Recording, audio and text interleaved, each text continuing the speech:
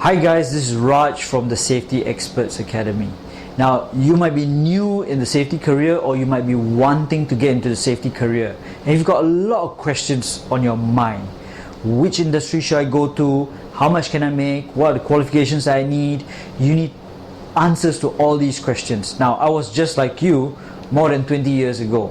Now, I studied an engineering course, electronics and communication engineering. This was a long time ago when we still had IC chips and all that. I studied that, and then I went into the army, and then I went into the shipyards as an assistant safety officer.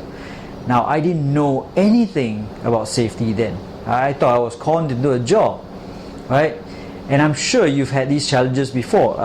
How do you, after school, make a career for yourselves? How do you get enough money to feed your family? How do you grow and not be retrenched one day? And maybe some of you have this idea, look, I want to start a business, I want to do something. So these are all the questions that you have, and there's nothing wrong with them. It's just that no one is giving you the answers, because they're afraid that if they give you the answers, they'll be either out of a job, out of a career, or you're going to be a competitor with them.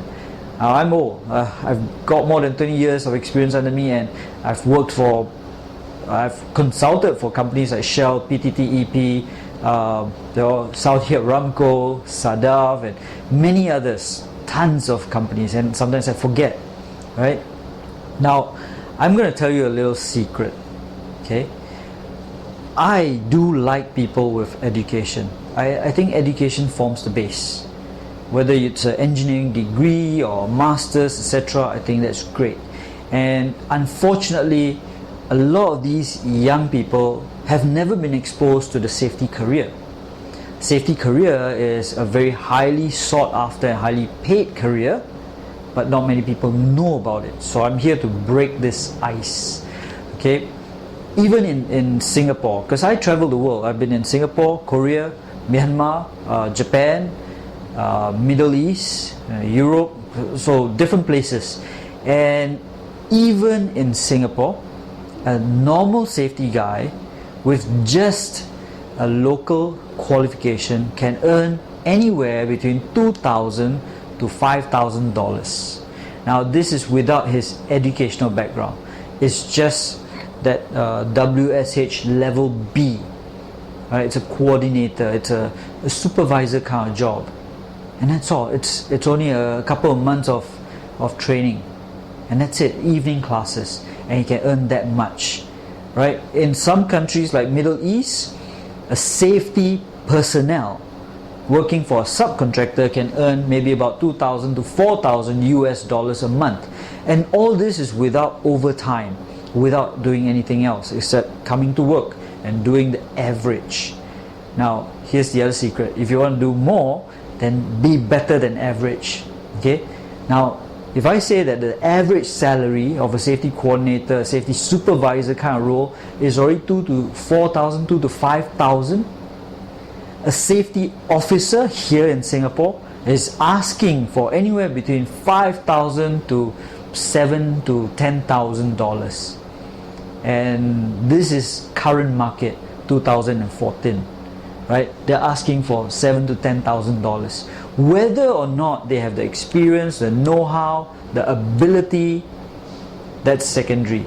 They're already asking for that. And the reason why they job hop and why they can't keep a job, why the company doesn't want to keep them, is simply because they don't have the depth and the breadth to hold on to that. Because if I'm going to pay $7,000 or $10,000, I'll expect $10,000 or more worth from that person. But that's the salary. And then you also have your trainers, right? And trainers, and also your field personnel on your FPSO jobs. Trainers as in the guys doing the inductions, the guys doing the local qualification training, or even the NEBOSH training, right? They're earning about $400 a day, $300 to $400 a day. We've got British expats earning $300 to $400 a day for teaching NEBOSH. We've got local guys teaching courses and also earning about $300 to $400 a day, about $50 an hour or so. Okay, that's quite big money, isn't it? And Then you also have your FPSOs and your conversions, where the owner rep is the guy with some kind of safety qualification, basic safety qualification, and not much education, but he's got some experience, and he's also asking for about $300 to $400 a day. That's not bad, is it? And when you go for overseas posting, it's a lot more than that. And then there are also some very experienced safety guys who are earning about $700 to $1,500 a day. Now you do the maths.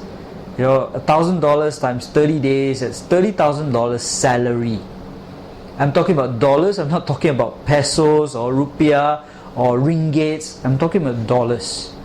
Now, you tell me whether this career is a lucrative career. Now, like I said, I really like people with degrees, with knowledge, with education. Although education is not the only thing, but it forms the base. Good upbringing is the other one, you know. So if you're hardworking, you're willing to do the right things, you're willing to learn, you're willing to give value back to the company, the sky is the limit. So have a think about this. This is what the safety guys out there can and are earning. Right? This is Raj from the Safety Experts Academy.